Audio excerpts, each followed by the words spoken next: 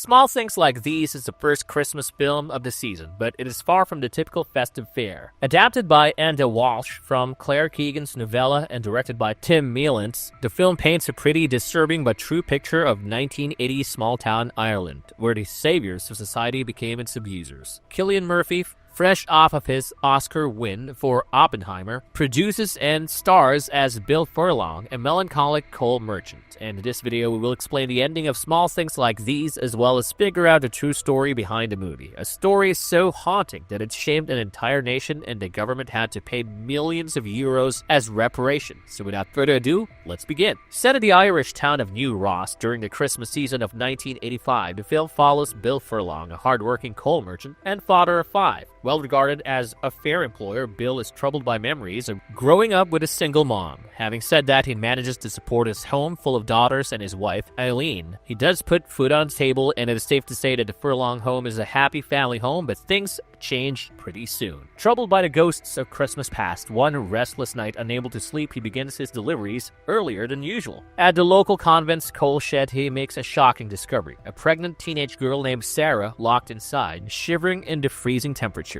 It is Ireland during the Christmas season, so you know what I'm talking about. Concerned, Bill brings her back to the convent. However, the nuns force Sarah to falsely claim she was locked in the shed while playing hide and seek. At this point, the movie starts to feel a bit like Mr. Murphy's epic gangster show, but the difference is that the gangsters here are the nuns, the wicked, evil nuns. Mother Superior's sister Mary goes on to invite Bill inside and asks about his family, but the good old Mother Superior does not shy away from subtly threatening that if he speaks about what he has seen, his daughters might be barred from attending the local school. She then gives him a card and a gift for his wife Aileen. You see, although Bill was managing to make ends meet, the family hardly had any surplus money. Upon coming back home from the convent, Bill finds himself way more disturbed than ever. He even forgets to give Aileen the card from Sister Mary. Eventually, Aileen discovers the card and the so-called gift and is super surprised to see a huge cash donation. And as she praises the sister, Bill remains silent. He knew what was going on. Mother Superior had just tried to silence Bill with money, basically a bribe. Yep, the servants of God bribed a man to keep their evil doings a secret. Finding himself increasingly troubled, Bill decides he needs a drink. Later at the local pub, the owner, Mrs. Kehoe, advises Bill to keep quiet about the convent and its happenings. But the man has had enough and was not just going to sit around and wait any longer. He had to do something, because that would not only help the young pregnant girl but also himself. So still unsettled, Bill gets up in the middle of the night and returns to the convent. He opens the coal shed and finds Sarah once more offering his hand. He helps her escape. They walk openly past friends and family, and when Sarah grows weak, he carries her to his home. After washing his hands, he welcomes her into his family's heart, smiling to assure her she is safe. The film concludes with an explanation of the Magdalene Laundries scandal that affected Ireland during the 1980s. Now, where things get interesting, what are the Magdalene Laundries, and does this mean that the film is based on a true story? Before we go to explanation, we have a very small request. If you like our content, please support us by subscribing to our channel.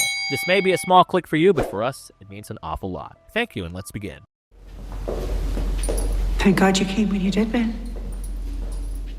What are the Magdalene Laundries? The Magdalene Laundries, also known as Magdalene Asylums, were institutions operated by the Roman Catholic orders from the 18th to the late 20th centuries. Intended to house fallen women, an estimated 30,000 women were confined in these facilities. In 1993, unmarked graves of 155 women were discovered in these grounds, one such laundry leading to public outcry and revelations about the secretive nature of these institutions. This discovery prompted a formal state apology in 2013 and the establishment of a compensation scheme for survivors, with the Irish government paying out 32.8 million euros to 814 survivors by 2022. However, the religious orders that ran the laundries have refused to contribute financially to this program. The first Magdalene Asylum in Ireland was the Dublin Magdalene Asylum on Lower Leeson Street, founded in 1765 by Lady Arabella Denny and initially accepting only Protestant women. Ireland's Catholic-run laundries persisted the longest, operating for over 2 centuries with quiet support from the state. These institutions were self-sustaining, relying on the unpaid labor of the women confined there, who work primarily in laundries under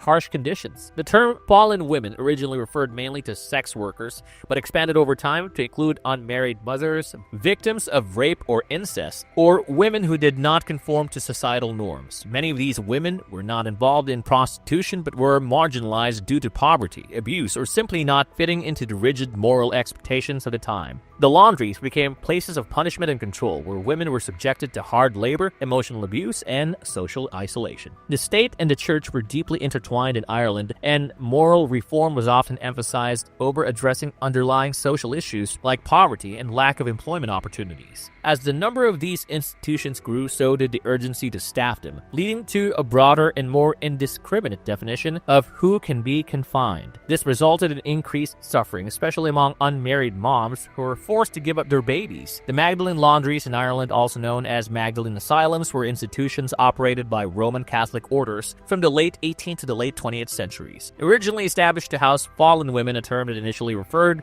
to sex workers but later expanded to include unmarried moms, victims of rape or incest, or women who did not conform to societal norms. These facilities became places of forced labor and confinement for an estimated 30,000 women. Several religious institutes such as the Sisters of Our Lady of Charity of Refuge and a congregation of Sisters of Mercy expanded these laundries, creating a vast network intertwined with reformatories and industrial schools. These institutions aimed to quote-unquote save the souls of women and the children but operated under harsh conditions. The women were subjected to hard labor without pay, primarily working in laundries that sustained the facilities financially. They were often confined indefinitely without trial, enforced by locked doors and strict supervision. Silence was mandated for much of the day, and all staff members were addressed as mother, regardless of age. As the laundries grew, the definition of fallen women broadened, leading to the incarceration of orphans, abused girls, and those who did not fit societal expectations. The expansion was fueled by the need for free labor, and the treatment of the women became increasingly abusive. The institutions became more secretive and punitive, contradicting their stated mission of protecting and rehabilitation. In 1993, the discovery of unmarked graves containing the remains of 155 women on the grounds of a Dublin laundry operated by the Sisters of Our Lady of Charity sparked public outrage. This led to revelations about the secretive and abusive nature of the Magdalene Laundries. A formal state apology was issued in 2013, and a compensation scheme for survivors was established. By 2022, the Irish government had paid out €32.8 million to 814 survivors. However, the religious orders that ran the laundries have refused to contribute financially to this program. The laundries persisted well late into the 20th century due to Ireland's conservative social values and the close relationship between the state and the Catholic Church. The societal complicity allowed these institutions to operate unchecked, effectively punishing women for transgressing moral codes while ignoring underlying social issues like poverty and lack of employment opportunities. The decline of the laundries coincided with the changing sexual norms, a loss of faith in the church due to repeated scandals, and practical factors like the advent of washing machines, reducing the profitability of the laundries.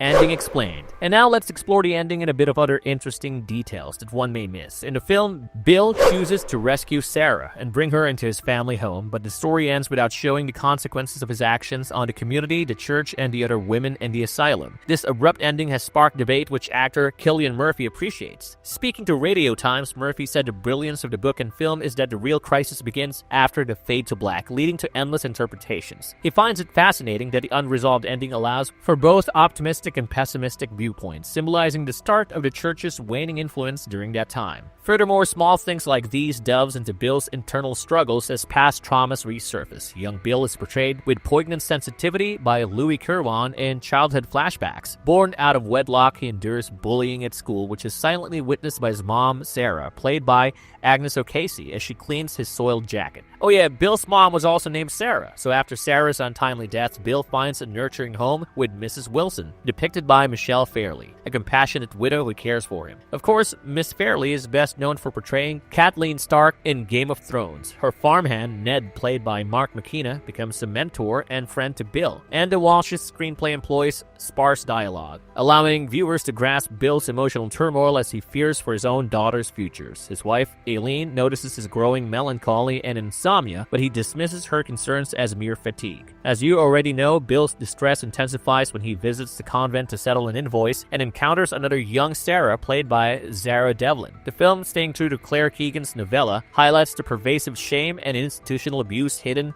within the community. Bill wrestles with his conscience, torn between taking action or remaining silent like many others in New Ross. Cillian Murphy delivers a heartfelt performance as Bill, a diligent coal merchant in the Irish town of New Ross during Christmas 1985. The film delves into Bill's moral awakening as he confronts the oppressive influence of the local convent. Director Tim Mielentz, known for Legion and The Terror, skillfully guides the narrative, drawing out genuine emotion while keeping the darkest aspects off-screen. Cinematographer St. John Jansen enhances the story's themes with shots framed through doorways, symbolizing hidden truths. If you like our content, don't forget to leave a like and subscribe to us if you haven't already. Have a good one and be safe. Thanks, everyone.